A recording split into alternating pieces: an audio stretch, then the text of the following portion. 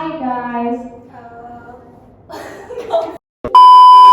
Kita dapat saling menghargai berbeda pendapat, kita dapat menerima perspektif berbeda.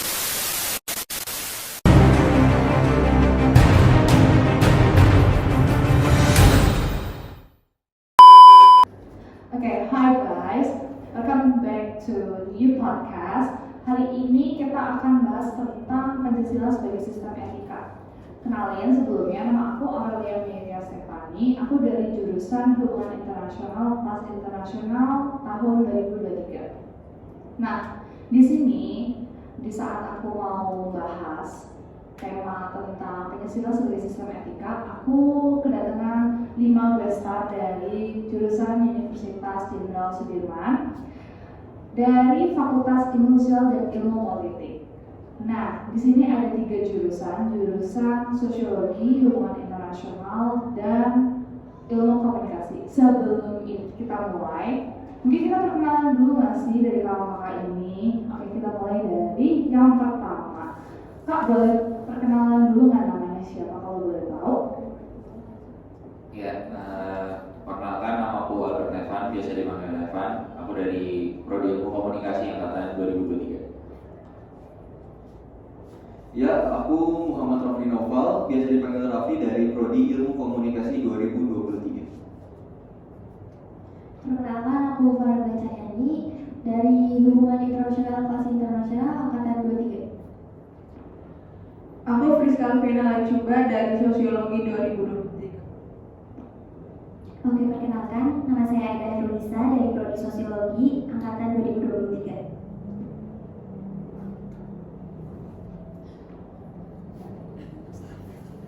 Oke, kan kita udah kenalan sama kakak yang ada di sini. Nah, gimana kalau kita mulai tanyain tentang Pancasila sebagai sistem etika? Yuk. Oke, pertanyaan yang pertama. Aku mau tanya nih Kak, mengapa sih Pancasila itu menjadi sistem etika? Emang diperluin banget ya Pancasila sebagai sistem etika di Indonesia ini? Kalau boleh tahu, aku mau minta Kakak menjelaskan apa sih?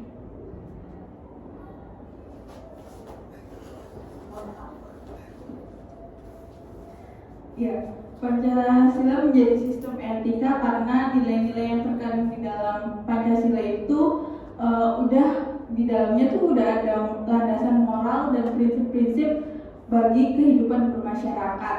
Nah, Pancasila itu mengandung 5 sila ya, yang meliputi ketuhanan yang Maha Esa, terus ke manusia yang adil dan beradab, persatuan Indonesia, kerakyatan yang dipimpin oleh hikmat kebijaksanaan dalam permusyawaratan perwakilan, serta keadilan sosial. Nah, di dalamnya tuh udah terdapat mencakup kita dalam kita berkehidupan bermasyarakat. Nah, Pancasila juga dibuat tuh bukan bertujuan untuk sebagai ideologi negara aja ya, tetapi Pancasila itu dibuat dengan tujuan kayak ngasih tahu gitu cara kita dalam berkehidupan bermasyarakat tuh gimana aja gitu, kayak contohnya kayak bertakwa kepada Tuhan Yang Maha Esa, terus menjaga persatuan negara dan lain-lain gitu sih.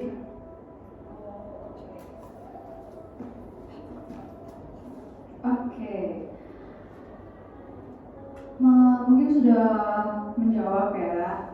Oke, aku mau tanya selanjutnya ya. Konsep Pancasila sebagai sistem etika, maksudnya tuh gimana sih konsepnya Pancasila sebagai sistem etika ini? Kalau boleh tahu, boleh kakak jelasin?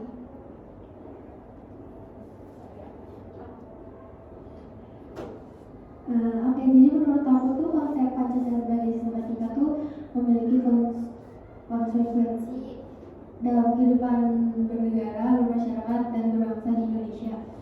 Salah satu contohnya itu penerapan untuk menciptakan sosial untuk berkeadilan sebagai rakyat negara itu. Dan selain itu, ya, Pancasila itu juga ada individu dan masyarakat itu untuk menghargai sesama manusia juga. Lalu kita tuh sebagai masyarakat juga harus menghargai itu tuh tujuannya untuk memperkuat kebangsaan dan mengurangi konflik yang ada. Lalu di Pancasila tuh ada sila keempat yang berbunyi kerakyatan dipimpin oleh hikmat, kebijaksanaan, dan permusyawaratan perwakilan. Itu bertujuan untuk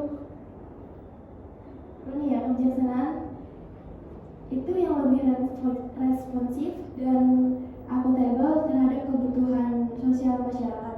Jadi secara keseluruhan tujuan konsep sistem etika bertujuan itu untuk menciptakan landasan moral yang kuat dalam budaya yang adil, harmonis, dan keadilan.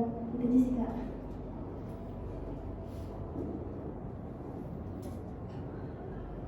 Oke. Mungkin kita next aja ya. Urgensi Pancasila sebagai sistem etika itu apa sih, Kak? Kalau boleh tahu.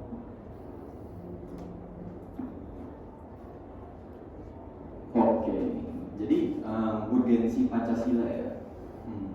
Menurutku ya, Pancasila itu memiliki urgensi dalam mengatur tindakan dan perilaku individu atau masyarakat di Indonesia gitu kan. Kenapa begitu? Karena Pancasila itu memberikan pedoman hidup, terus mengatur agar masyarakatnya itu bersatu, rukun juga. Setelah itu Pancasila juga nilai-nilai yang ada di Pancasila itu memungkinkan masyarakat Indonesia untuk memiliki demokrasi yang berkualitas serta menjadi pedoman hidup dalam berkehidupan baik itu bernegara, berbangsa ataupun bermasyarakat. Jadi intinya Pancasila sebagai sistem etika itu mengatur kehidupan masyarakat dari yang terkecil sampai yang terbesar sehingga keharmonisan antar masyarakat dapat tercapai, kan? Begitu.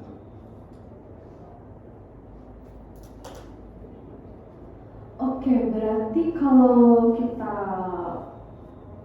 bahas kembali, urgensi Pancasila itu sebagai pacuan kita untuk berperilaku ya. Oke. Untuk pertanyaan selanjutnya nih.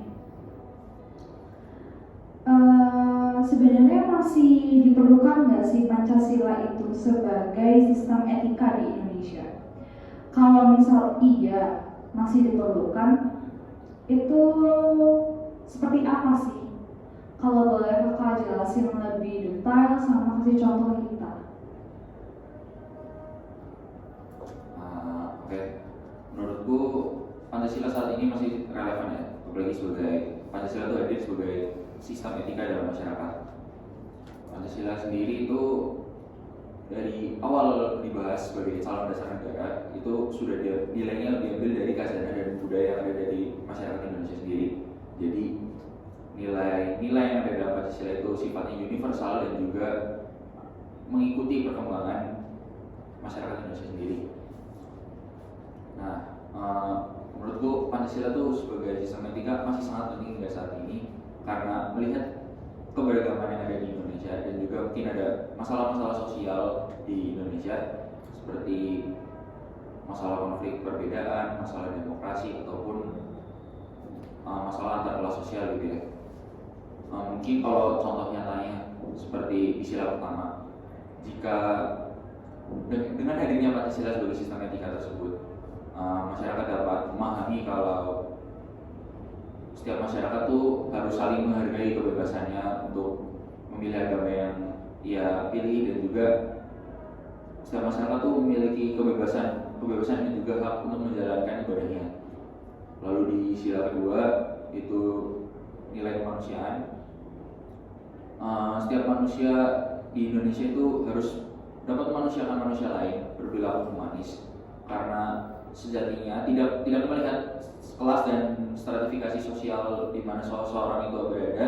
Setiap manusia harus saling menghargai orang lain sebagai manusia karena setiap manusia itu punya martabat dan rasa itu harus dibayar dengan penghargaan, tidak bisa dengan materi atau hal lain-lainnya. Dan di sila ketiga, Pancasila sebagai etika itu menekankan bahwa nilai persatuan itu penting, apalagi di bangsa yang majemuk ini dengan perbedaan ras, perbedaan agama, perbedaan etnis. Kita tuh sangat rawan gitu buat terjadi disintegrasi dan perpecahan. Sehingga jika masyarakat dapat beretika, berperilaku sesuai dengan nilai persatuan di masyarakat, itu akan menjaga iklim sosial agar tetap harmonis dan juga mewujudkan integrasi sosial dalam lingkungan masyarakat. Lalu sila keempat yaitu nilai demokrasi. Menurutku ini sangat relevan dan apalagi di era sekarang ya, udah mau dekat pemilu juga. Nilai demokrasi ini sangat berperan di lingkungan masyarakat. Jika masyarakat dapat berperilaku beretika sesuai dengan sila ini, maka iklim politik khususnya kita dapat saling menghargai berbeda pendapat, kita dapat menerima perspektif dari orang lain, dan juga kita gak fanatik gitu sama suatu golongan yang kita pilih. Suka boleh, cuma kita tetap terima masukan dari orang lain, karena setiap masukan tuh bisa membangun gitu dan berubah pola pikir kita yang mungkin salah. Kita nggak boleh apatis gitu, kita harus mau berproses sama-sama gitu. Nah, selanjutnya itu sila keadilan. Menurut saya nilai keadilan akan sangat penting dalam terwujudnya suatu negara, di mana kita harus tahu cara kita berperilaku, kita harus tahu apa kewajiban kita, apa hak yang akan kita dapat, dan juga kita harus sadar apa kewajiban orang lain, apa hak orang lain, sehingga kita nggak bisa semena-mena dan distribusi nilai dalam masyarakat itu dapat terjalankan sesuai dengan porsi dan kebutuhannya masing-masing. Ya, menurutku itu sih. Oke. Dari pertanyaan yang barusan aku tanya ini ada dua pertanyaan sih yang mau aku tanyain. Pertanyaan pertama, di Indonesia ini kan kita terdiri dari berbagai macam agama. Aku cuma mau tanya sih, menurut pendapat kakak, kan ada beberapa belum lama ini lah ya, ada berita tentang suatu gereja yang ada di dalam rumah di suatu kota atau di suatu desa itu tidak diizinin ada. Sedangkan menurut sila pertama dan sila kelima itu kan sama ada saling bersinambungan kan. Nah, itu menurut kakak apa sih yang harus kita lakukan sebagai orang Indonesia? Karena kan semakin kita dewasa atau semakin kita maju ke depan, kalau Indonesia masih selalu membeda-bedakan, itu kan sama saja masih bingung juga kan kita. Menurut kakak tuh kita harus pilih mana sih? Lalu buat pertanyaan kedua nih, menurut sila keempat, benar kakak kita itu kan bentar lagi udah mau yang namanya pemilu atau pemilihan presiden lah ya. Nah, seringkali kita tuh lihat di sosial media lah ya kak, itu masih banyak banget masyarakat, apalagi golongan anak muda, itu yang masih belum bisa mengatur cara mereka dalam beretika di sosial media, seperti terlalu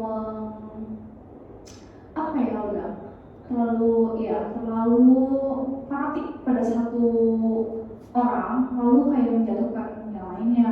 Menurut kakak tuh gimana sih kita sebagai generasi muda tuh harus bersikap dalam hal itu, karena itu sama saja kurang mencantumkan sila keempat. Menurut kakak kita harus kayak gimana sih? Sekiranya ada kakak jawab.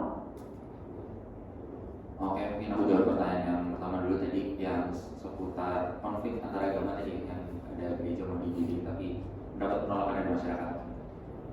Iya, jadi menurutku tuh maka dari itu ya, pemahaman akan esensi dan nilai yang ada di dalam Pancasila itu sangat penting buat semua dari kita, seluruh warga negara Indonesia. Karena Pancasila ini menjadi landasan, fundament, dan juga pedoman arah bangsa ini tuh mau dibawa kemana sih. Dan dengan pemahaman Pancasila yang baik, kita tuh harusnya paham masyarakat yang seperti tadi, yang menolak kebebasan orang lain untuk beragama, itu menurutku mereka kurang paham dari nilai dari sila pertama Pancasila, di mana seharusnya mereka tuh bisa menghargai agama lain, mereka bisa menghargai kesempatan mereka untuk beribadah. Karena menurutku kebebasan beragama tuh bahkan udah diatur dari Pancasila, dan Pancasila itu juga menjadi landasan gak cuma buat etika aja, tapi Pancasila tuh juga buat dasar negara yang ada di konstitusi, landasan hukum. Seharusnya masyarakat paham akan itu dan mereka mampu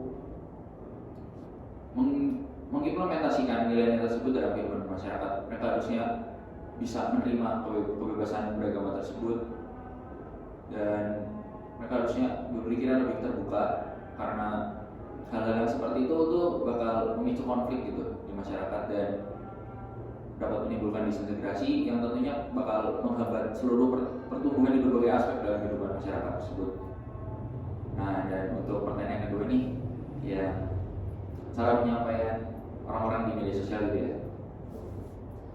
Menurutku harusnya orang-orang tuh berperilaku untuk mengapresiasikan atau berpendapat di sosial media tuh harusnya mereka bisa paham gitu cara berdemokrasi yang baik itu gimana. Mungkin ada yang kalimatnya kurang baik gitu ya. Menurutku tuh apalagi kita sebagai anak muda tuh harusnya sudah lebih melek akan politik dan paham bahwa berdemokrasi itu gimana sih. Kayak mungkin kritik yang disampaikan tuh harusnya menggunakan bahasa yang sopan. Mereka memberikan kritik itu yang membangun, bukan yang menyerang secara pribadi ataupun identitas yang nggak berhubungan sama sekali sama visi politiknya dan efek untuk bangsanya itu gimana. Mereka tuh banyak yang mungkin kalimatnya ofensif dan lain-lain ya. Jadinya masyarakat tuh harusnya bisa paham lah etika berdemokrasi itu gimana, dan tujuan dari kritik yang dia sampaikan tuh harus on point gitu. Karena ya lagi-lagi Pancasila sebagai sistem etika itu apa ya, menjunjung, mengiring semua masyarakat agar terciptanya harmonisasi dan juga integrasi sosial untuk membawa Indonesia menuju yang lebih baik lagi setiap tahunnya. Oke, makasih Kak. Ini menjawab banget ya pertanyaan yang aku kasih. Oke, kita next ke pertanyaan selanjutnya. Aku kepo sih sama histori, sosiologis, dan politiknya tentang Pancasila sebagai sistem etika. Kalau boleh tahu, apa sih Kak tentang histori, sosiologis, dan politik?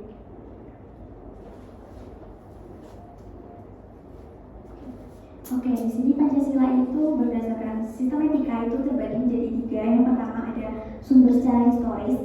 Nah, historis sendiri itu lebih ke sejarah ya. Jadi Pancasila itu sebagai sejarah Indonesia dalam mencapai kemerdekaannya. Dan di sini Pancasila itu dibentuk diawali dengan peristiwa 17 Agustus 1945, yang dimana di situ BPUPKI dan PPKI melaksanakan sidangnya, dan kemudian ada 3 tokoh bangsa Indonesia yang menyampaikan gagasannya. Di situ ada Insinyur Soekarno, Muhammad Yamin, dan Dr. Supomo. Dan yang terpilih dari gagasan ketiga tokoh tersebut adalah Insinyur Soekarno sebagai dasar negara yang saat ini kita kenal sebagai Pancasila. Kemudian secara sosiologis, Pancasila itu berkaitan dengan realita kehidupan sosialnya ya.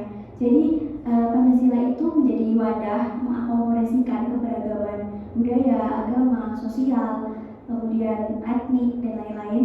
Dan di sini Pancasila berperan sebagai pedoman masyarakat untuk lebih bertoleransi di perbedaan yang sangat signifikan gitu ya.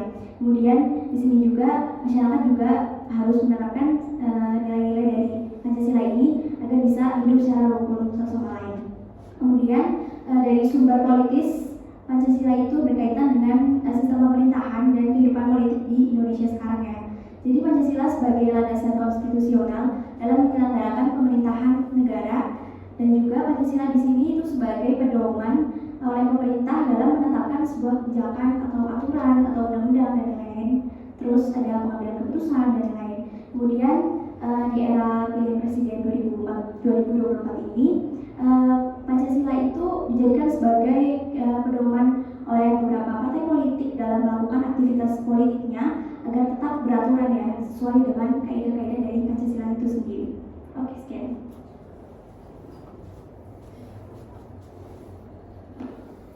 Oke, dari yang tadi udah dijawab tentang histori, sosiologis, dan politiknya, itu bisa sama aja kita simpulin tentang apa sih awal mula dari Pancasila terbentuk sampai dijadikannya bisa sebagai etika.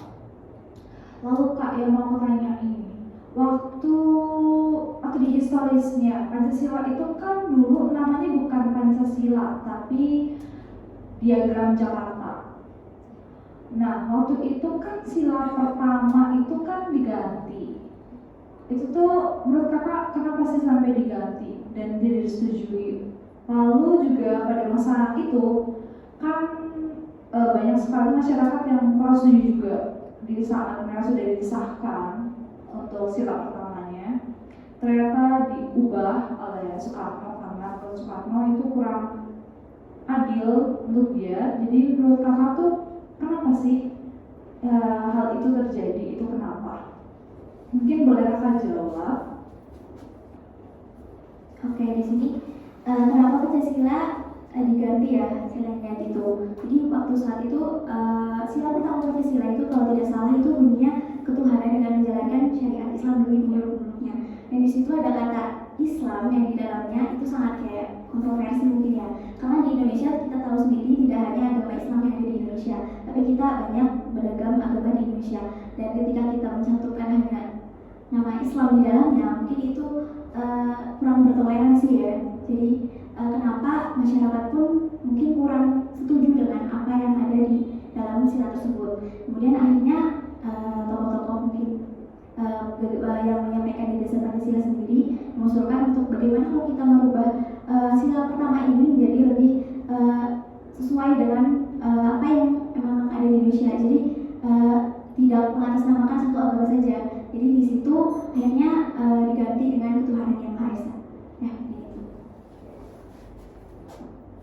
Oke, makasih buat kakak semua yang udah bantuin kita semua buat lebih paham tentang Pancasila sebagai sistem etika.